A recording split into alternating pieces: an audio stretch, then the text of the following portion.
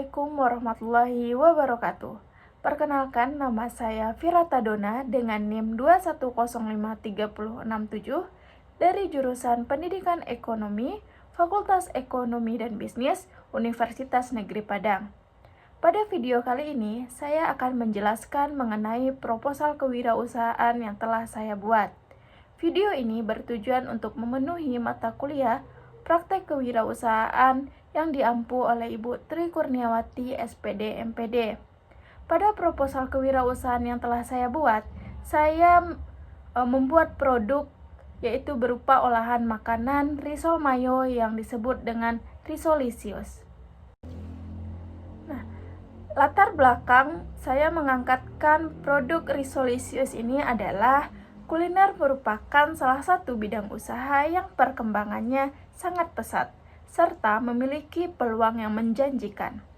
Dengan beraneka ragam makanan unik yang ada di tengah masyarakat saat ini, sehingga usaha kuliner selalu mengalami perkembangan. Salah satu yang menjadi kegemaran masyarakat dalam hal kuliner adalah makanan ringan atau cemilan. Beberapa tahun terakhir, inovasi dalam makanan ringan sangat berkembang pesat. Salah satu produk yang menjadi populer di kalangan masyarakat adalah risol mayo.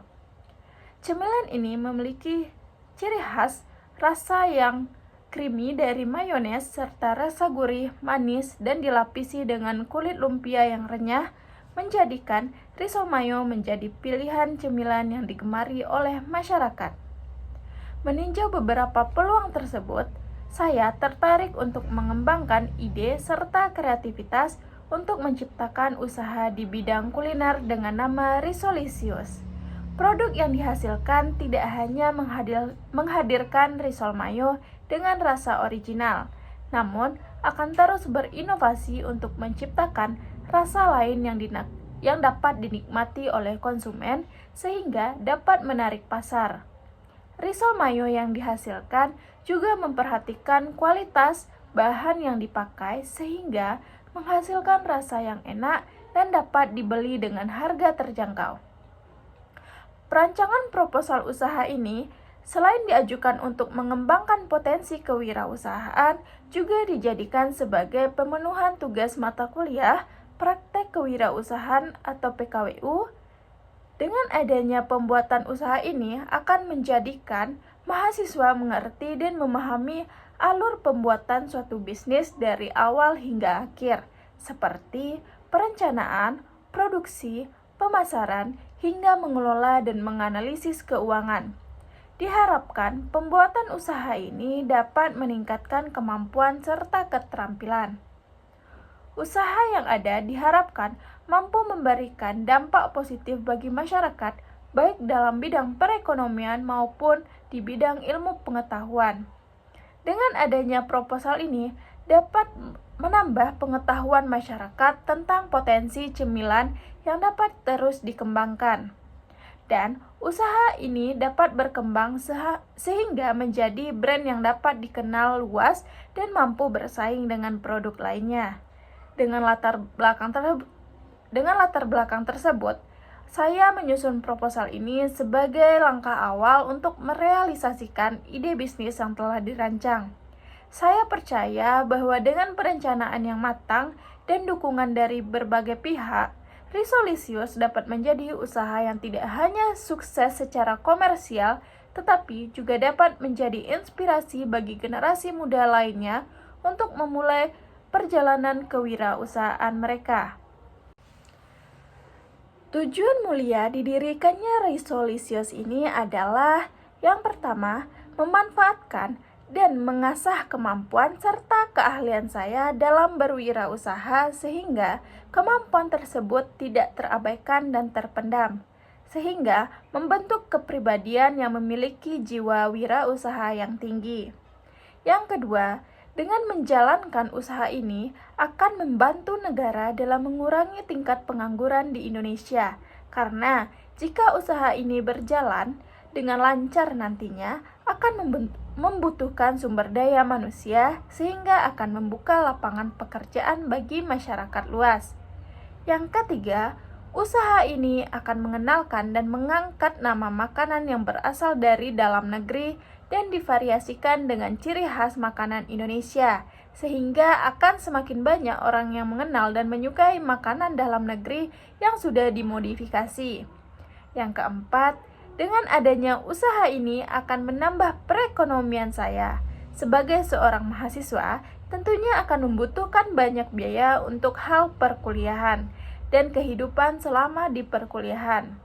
Sehingga dengan adanya program ini akan dapat membantu saya yang juga sebagai mahasiswa dalam hal perekonomian. Yang kelima, dengan adanya usaha risolisius yang disajikan dengan rasa khas creamy dari mayones serta gurih manis dan dilapisi dengan kulit lumpia yang renyah sehingga memberikan peluang usaha yang tinggi di era modern ini. Manfaat yang diharapkan dengan adanya usaha ini adalah yang pertama, saya merasakan pengalaman langsung dalam mengelola usaha kuliner dari tahap perencanaan hingga dalam melaksanakannya. Yang kedua, dapat menumbuhkan rasa percaya diri dan tanggung jawab dalam menjalankan usaha. Yang ketiga, meningkatkan keterampilan saya dalam berwirausaha. Yang keempat, dapat mengembangkan inovasi produk baru dalam hal risol. Yang kelima, menjadi peluang untuk membuka usaha kuliner yang berkelanjutan. Visi dan misi dari usaha ini yaitu yang pertama adalah visi. Visi menjadi usaha yang menghadirkan cemilan dengan rasa unik dan memakai bahan berkualitas namun terjangkau, serta menjadi pelopor tren kuliner yang digemari masyarakat. Yang kedua yaitu misi. Misi yang pertama adalah menghasilkan produk risol mayo dengan bahan berkualitas tinggi. Yang kedua, menyajikan makanan dengan harga terjangkau dan mengutamakan rasa yang enak.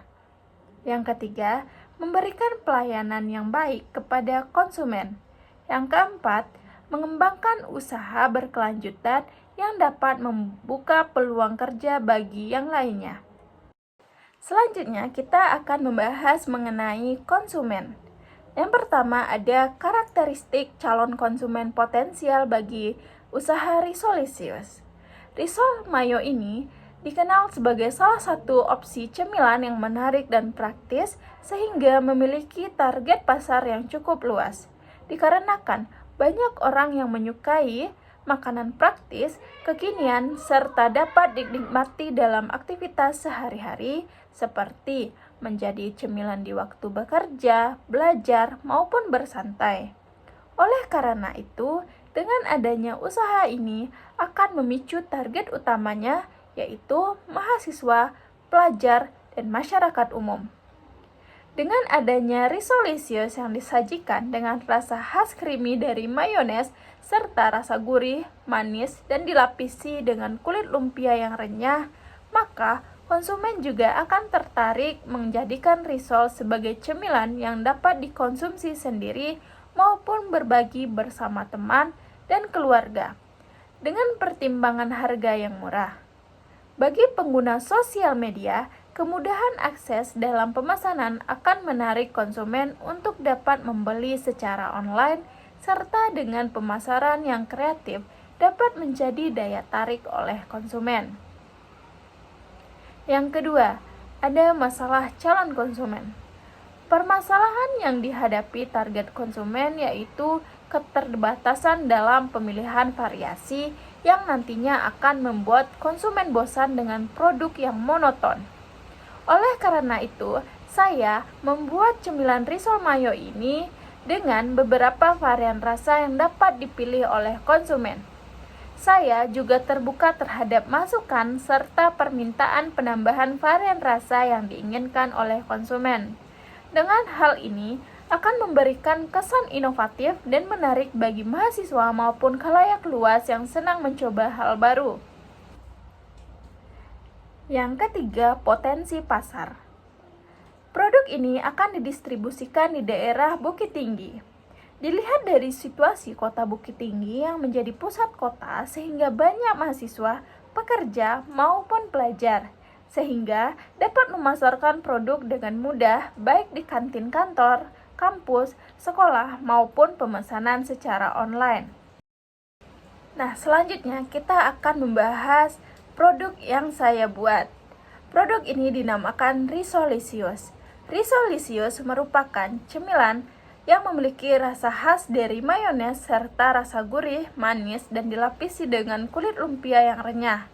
Produk ini merupakan cemilan yang dapat mengenyangkan sehingga menjadi salah satu pilihan cemilan utama bagi masyarakat. Varian isi dari Risolicious dapat disesuaikan dengan selera konsumen sehingga menjadi daya tarik tersendiri. Keunggulan dari produk ini adalah kualitas dari bahan baku yang dipakai. Kulit risol memiliki tekstur yang renyah karena dilapisi dengan tepung roti sehingga tidak lembek. Namun, isian yang terdiri dari mayones membuat cita rasa yang creamy saat digigit. Isian dari risol mayo yang beragam seperti sosis, telur, bakso, atau varian lainnya yang dapat disesuaikan dengan perkembangan tren makanan seperti spicy tuna, suiran ayam, smoked beef, atau lainnya. Untuk kemudahan konsumen dan tetap menjaga rasa serta kualitas dari produk, Risolicious dapat dipesan dengan bentuk frozen maupun yang siap santap, sehingga konsumen dapat menikmati rasa risol mayo yang fresh. Risolicious juga dapat dibeli dengan harga terjangkau. Hal ini dapat dilakukan dengan pertimbangan bahan baku yang dapat ditemui dengan mudah, serta supplier yang sudah ada di mana-mana. Usaha yang akan didirikan berlokasi di Jalan Syekh Jamil Jambe, Aur Tajungkang, Tengah Sawah, Kecamatan Gugak Panjang, Kota Bukit Tinggi. Produk ini akan saya produksi di alamat tersebut, yang mana tempat produksi ini terletak di lokasi yang strategis. Lokasi produksi didesain dengan konsep inovatif untuk memastikan efisiensi produksi dan kualitas produk yang optimal, serta lokasi usaha ini memenuhi standar keamanan, kebersihan, dan kualitas yang tinggi untuk menjamin produk yang berkualitas dan aman untuk dikonsumsi. Usaha Risolicious juga memiliki logo yang nantinya dapat memudahkan konsumen dalam mengenali produk ini. Logo tersebut dapat dilihat di layar. Pada usaha Risolicious terdapat beberapa sumber daya. Yang pertama yaitu sumber daya material. Dalam usaha risol mayo terdapat beberapa bahan baku yang dibutuhkan, di antaranya bahan baku utama yaitu tepung, terigu, telur, susu, margarin, mayones, sosis, telur rebus, keju, sayuran, dan bahan lainnya untuk varian rasa. Bahan pendukung lainnya seperti minyak goreng, bumbu dapur, dan bahan tambahan lainnya. Yang kedua, sumber daya fisik. Selain bahan baku utama dan bahan baku pendukung, terdapat sumber daya fisik seperti peralatan dapur, contohnya wajan, kompor, spatula, dan lain sebagainya. Selanjutnya ada peralatan pengemasan seperti label, stiker, plastik mika, dan lain-lain. Dan tempat produksi berupa dapur yang sudah memenuhi standar kebersihan. Yang ketiga, sumber daya keuangan. Sebagai usaha yang baru, maka dibutuhkan modal awal untuk pembelian bahan baku, peralatan produksi, dan untuk operasional lainnya. Yang keempat, sumber daya teknologi. Dalam dunia usaha, dibutuhkan media teknologi yang digunakan untuk kebutuhan pemasaran seperti penggunaan platform seperti Instagram, TikTok, WhatsApp, dan media promosi lainnya. Selanjutnya, pemasaran. Strategi pemasaran yang dapat diterapkan untuk usaha Risolicious di Kota Bukit Tinggi dengan target pasar pelajar, pekerja, dan masyarakat umum yang mencakup saluran distribusi, promosi, dan hubungan pelanggan. Yang pertama, kita akan membahas saluran distribusi. Yang pertama, akan menjual produk Risolicious di kantin-kantin sekolah, pusat perbelanjaan, atau tempat-tempat yang mudah diakses oleh pelajar. Yang kedua, mengembangkan sistem pemesanan online sehingga konsumen dapat memesan Resolisius secara mudah dan cepat. Yang ketiga, Resolisius akan mengikuti event-event bazar dan lain sebagainya. Yang kedua, promosi. Yang pertama, mengadakan promo spesial untuk konsumen seperti diskon khusus atau paket hemat untuk memikat konsumen.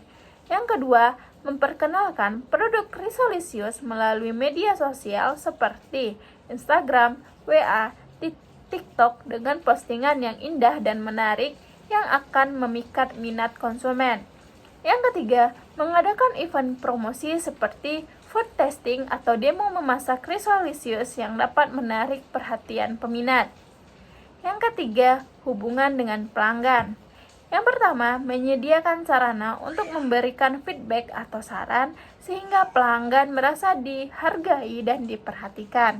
Yang kedua, memberikan diskon atau free Risol Mayo untuk pelanggan setia atau pengunjung pertama kali. Selain itu, usaha Resolisius juga perlu memperhatikan produknya baik dalam hal bahan baku maupun kemasan, sehingga dapat menarik serta memikat minat para pelanggan dan bersaing dengan bisnis kuliner lainnya di daerah ini. Nah, selanjutnya yaitu keuangan. Terdapat beberapa biaya yang dibutuhkan dalam usaha Resolisius. Di antaranya yang pertama yaitu kulit risol isi 1 pack yang isinya 30 lembar yaitu 15.000, mayones 200 gram dengan harga 12.000, sosis 10 buah dengan harga 8.000, keju 200 gram dengan harga 10.000, keju 200 gram dengan harga 10.000, telur 5 butir dengan harga 15.000, tepung panir dengan 200 gram dengan harga 5.000, minyak goreng 1 liter dengan harga 15.000, bumbu tambahan seperti garam, lada, dan lain-lain 5.000, plastik kemasan 1 pack dengan harga 5.000, dan total biaya yaitunya 90.000. Nah, dari perincian yang telah disebutkan sebelumnya, maka modal untuk 30 pieces yaitu 90.000, yang artinya dalam 1 pieces modalnya 3.000. Maka berdasarkan teknik pendekatan biaya, maka saya memutuskan untuk menjual dengan harga 5.000 per pieces. Untuk laba dalam 1 bulan, dari pengurangan hasil penjualan dengan modal awal yaitu 5.000 dikurang 3.000, maka dapat 2.000. Maka keuntungan yang didapat dalam setiap pieces yaitu 2.000. Maka 900 pieces dalam 1 bulan adalah 1.800.000. Maka laba bersih dalam 1 tahun yaitu 1.800.000 dikali 12 dapat 21.600.000. Baiklah, sekian yang dapat saya sampaikan. Mohon maaf bila ada kesalahan dan kekurangan. Saya sudahi dengan wassalamualaikum warahmatullahi wabarakatuh.